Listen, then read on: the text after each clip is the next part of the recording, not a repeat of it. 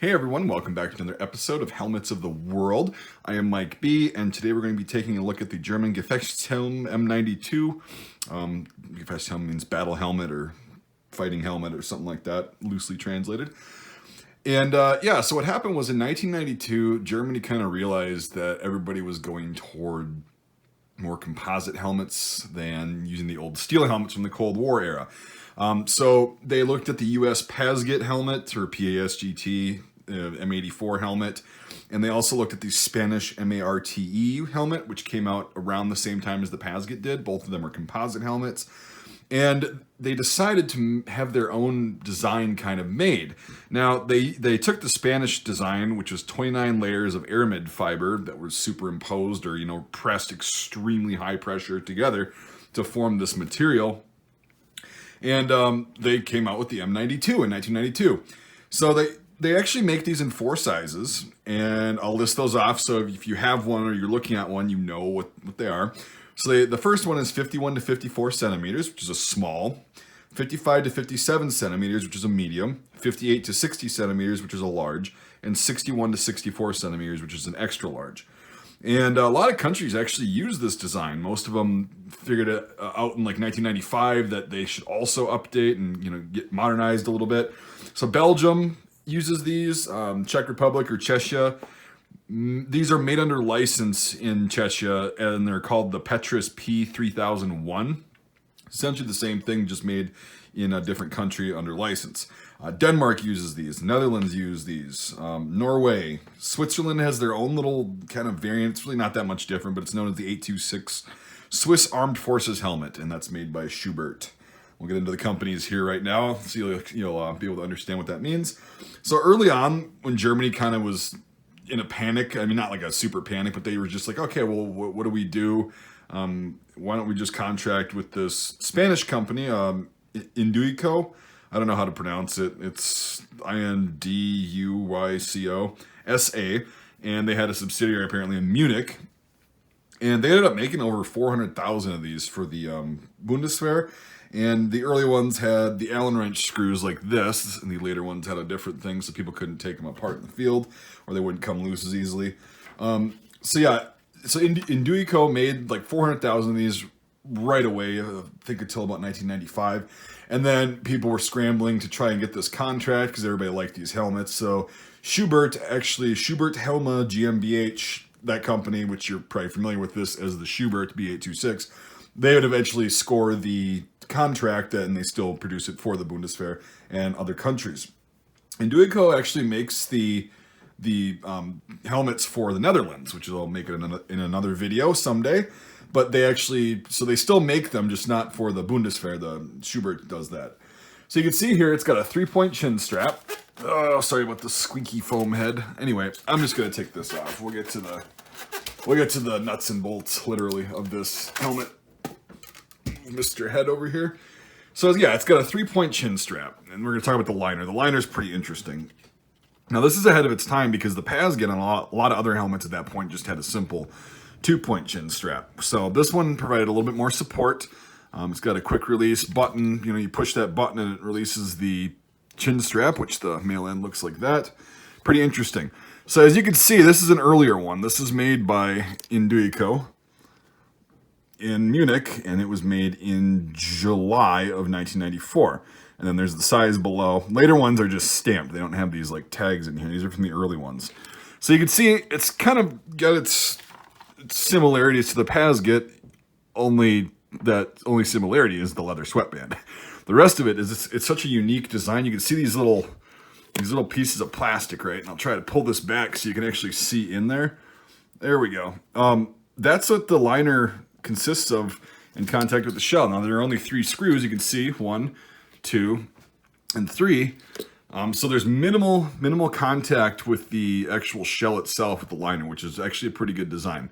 So it's a really complicated liner. It's very intricate. It's got a lot of stuff. I mean, I suppose it's just plastic injection molding, but it's got a lot of parts too, like the sweatband. You can see that it's replaceable and it's held in just kind of simply like that. And it wraps around the other part of it and is secured with that. So it's a really intricate liner, but the thing about these is they're extremely comfortable. Besides like, you know, an ACH or ECH, it's got the nice pads in it now. I think this is the most comfortable old style, I would say, liner. Like the first and second generation composite helmets had their liners, and a lot of them just, like the pads gets terrible, the nylon Riddell style. But this one's actually still being used. They haven't really replaced it with a lot of pads because it's so comfortable and it's just a really good design. This actually influenced the Polish WZ2000 liner at one point with the net on the bottom right here. It's extremely comfortable and it's adjustable too. It's actually probably my favorite old school liner design. Because of course the pads are nice and fine and dandy and all that stuff, but this is just a really cool liner design. So yeah, I mean, that's really all I've got on this. And apparently the Bundeswehr, the Bundeswehr, they actually rigorously test these, I think on an annual basis, or I don't know, just to make sure like the batches are, you know, consistently good and provide ballistic protection. Oh, sorry, I thought I was in frame there. All right, so yeah, they apparently rigorously, I've never had the opportunity because these are really hard to get. Now the German ones are actually extremely hard to get because they don't surplus them out. They just keep using them and then they destroy them when they're no longer being used. So the German ones are extremely hard to find. I also have a Dutch one and a Belgian one. Years ago, the Belgian ones were easier to find, but just the B826 in general is becoming extremely hard to find in the United States. And I don't know, it's probably because everyone uses them and they just either sell their old ones to other countries that want to upgrade from steel, or I don't know the actual reasoning, so it's just all anecdotal. But yeah, and it's, I mean, you can see too, it doesn't have like as drastic of a visor as a Pasget does, but it also has the same shape. And there was a lot of controversy around this at first, of course, you know, because people just, I don't know, I don't understand this thing, but I mean, of course, the Germans used an M1 style until the 1990s, actually the early 2000s. They were still wearing them in a lot of units. And they came out with this, and they were using this in the Balkans in the 90s, and they just didn't want to look like the World War II helmets. And it's like, well, everyone else is going to that design, including the United States, because it worked, it was effective. So once they got over kind of the idealistic part of it, these became really popular, obviously, because they're a really great design. They protect a lot of the head, and still in the back, you have, it raises up a little bit so you can, oh God, I hate that sound. I don't know if it's coming through the microphone that bad, but it's really bad, just like nails on a chalkboard. But anyway, yeah, so a lot of countries use this because it's a great design. It's, you know, they're pretty cool to shoot with and all that stuff. And they really haven't changed. Like we've changed the Pasget, you know, we've completely changed models. There's always been talk of Germany and other countries trying to change the model, you know, from this to something more new, but it just never seems to happen. Kind of like the M250 caliber machine gun. But anyway, I digress. So yeah, I mean, these are, if you can get one of these, they're really cool. I hope someday I can get one that's kind of in rough shape that I can take out and do a ballistic test on, because this is basically unissued and it's in fantastic condition. And it's also in my size, the large, which is really hard to find. I have a big melon head. So now I'm just going to show you the reversible helmet cover that I'll show you both the woodland and the desert side, and then we'll wrap the video up. So here's the woodland fleck tarn side of this cover. The earlier ones had a fleck tarn and they were reversible to a whitish pattern for winter, and then this later one is reversible to the desert camouflage, the desert fleck tarn, which I'll show you in a little bit. So this side's got the foliage loops that run up here. If you're looking for one of these covers for your helmet, these do fit on Pasgets quite well in similar helmets. They're held together, they're held on there with a drawstring, so I don't have it pulled completely tight, but you just put that on and then pull the drawstring tight, tie it up, and then cinch it up in the back. Oh, I didn't do that quite well. So you see where the drawstring is.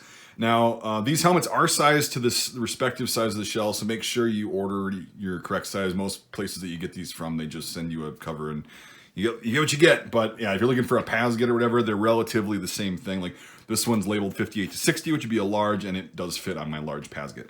So I'll show you the other side right now, and then we'll wrap the video up. So like I said, the earlier ones were reversible to white, and then later on they started getting more active in like places like Africa, Iraq, and Afghanistan. So they figured that they'd make some that were reversible to their Wüstentarn, or whatever you want to call it, German tropical fleck tarn, desert fleck tarn. Who knows? Anyway, so you notice this side doesn't have the foliage loops because you really generally don't use them in the desert. But yeah, it's just a nice reversible cover, so you've got both seasons, or both environments rather, kind of taken care of. So, all right, we'll wrap this video up. I really appreciate you watching, guys. If you got any questions, I'll try to answer them. I will be making a video on my Dutch B826 in time. I just have to secure a sweatband for it in size large. I've got everything on the helmet except the sweatband. So I'll be doing that. I did make a Belgian video before. I did not know it was Belgian at that point. That was way back when I didn't even know that more than one country used these. But anyway, so if you go check that out, it's also in my Helmets of the World series. And I really appreciate you guys watching. And if you'd also consider becoming a supporter on Patreon, you can check the link to that is in the description. It's $1 a month or $12 a year. Helps me to be able to get cool things like this, to educate you guys on, make videos on, and just kind of preserve history. So that really does help. Your support really helps. I can't really afford to fund the channel out of pocket anymore. I did that for years and kind of spent a little too much, but it's all good fun. But yeah, Patreon really helps for that. There's gonna be some really cool stuff that my patrons allowed me to get through their donations and support that you'll be seeing videos on here pretty soon. So, all right, if not, I totally get that, and I just appreciate you watching. We'll see you on the next episode of Helmets of the World.